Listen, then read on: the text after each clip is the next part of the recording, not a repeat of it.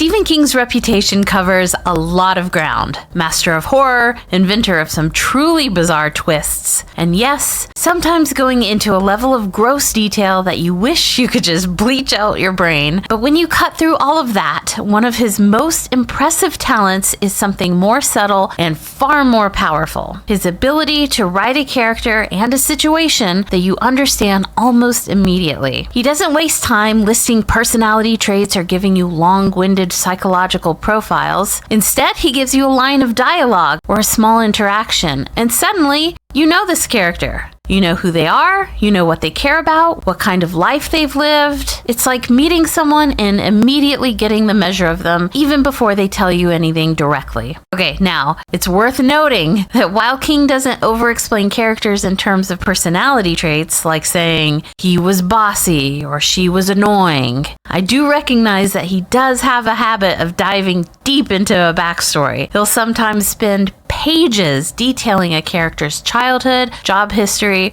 or random quirks, often well beyond what's needed for the plot. But here's the difference. That kind of background adds texture. It gives the sense that this character has a full life outside of the story. Over-explaining is about telling us who someone is. King, even when he rambles, still shows us instead. And if you look closely, you'll see that King uses a few simple but powerful techniques to make it happen. First, he shows character through voice, not description. Stephen King is very careful in his book On Writing to stress one thing over and over. Don't over-explain. Don't tell the reader what kind of person someone is. Show them through how they speak, what they do, and how they interact with other characters. This is the show, don't tell principle, and it applies to books as much as it does to movies. And King is one of the best at actually doing it. Take his short story, Rita Hayworth and the Shawshank Redemption, which was the short story that eventually became the movie The Shawshank Redemption. Let's look at the narrator, Red. You know exactly what kind of guy he is. He's thoughtful, he's observant, a little bit cynical. But how do we know that? Does Red say, I'm a thoughtful person and I'm very observant?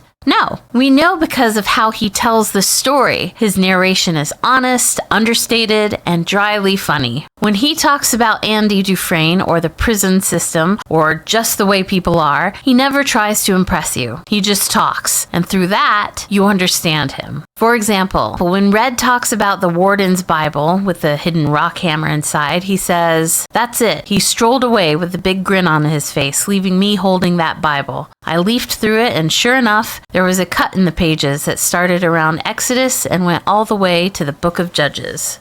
Now, that's not flashy writing. It's not poetic, but that kind of low-key delivery tells you everything. He's amused, maybe a little impressed, and he's got the voice of someone who's seen a lot and isn't surprised by much anymore. King doesn't need to tell you that Red is wise with a dry sense of humor. You just hear it in the way he talks. And that's another reason why King's characters work so well, because each one of them has their own rhythm, their own vocabulary, their own weird little quirks. And that's how real people sound, and it's something a lot of writers get wrong. In his book On Writing, King emphasizes the importance of listening to how people talk. He says that if you want to write great dialogue, you have to have a good ear, and you have to be honest.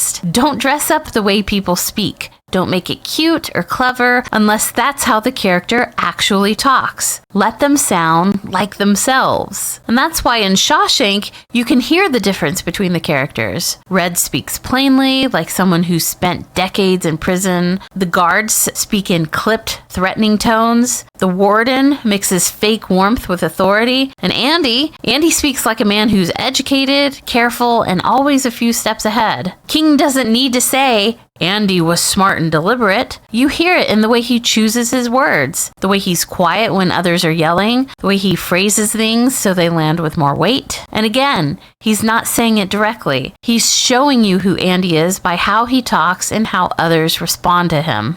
Stephen King is great at putting characters in situations where they're under stress and then just letting them figure it out. Think about how Andy acts after he's sent to the hole. He gets punished brutally, but he never breaks. He never lets the misery of his situation or his surroundings get to him. In his book On Writing, King talks about how he doesn't plan out his stories too rigidly. He puts people in situations and lets them figure their way out. That's how he discovers who the character really is and how the reader does too. If Andy had cracked under pressure, the story wouldn't work, but he doesn't. He holds on, and that tells you more about Andy than 100 lines of description ever could. In On Writing, King talks about how the details you include and the ones you leave out are what make a character feel alive. He calls it the fossil theory. The story already exists in full, and the writer's job is just to carefully dig it out, leaving it as intact as possible. That means you don't over-explain. You just include the details that matter, the ones that hint at the rest of the character without spelling it all out. In Shawshank, we don't get Red's full life story. We don't get flashbacks or dramatic monologues, but we do get little moments. How he ended up in Shawshank, how he remembers the way prison life changes a man, how he marks time, how he talks about Brooks. And it's those observations that make Red sound like an actual person, not just a character. Stephen King famously said, "The road to hell is paved with adverbs." And what he means is, if your writing is full of qualifiers and extra decoration, it stops the flow. It starts sounding like writing instead of like someone telling you something that actually happened. His characters are the same way. They don't give speeches, they just talk. They react, they make choices, and those choices reveal everything you need to know. Stephen King doesn't always get the credit he deserves for his character work. People focus on the horror or the gore or the sheer number of books he's cranked out. But if you look closely, especially at stories like Rita Hayworth and The Shawshank Redemption, you see the real reason people connect with his work. His ability to write simply yet powerfully. His prose may be dense in word count, but it's never flowery or pretentious, making it seamless for a character to jump off the page and onto the big screen.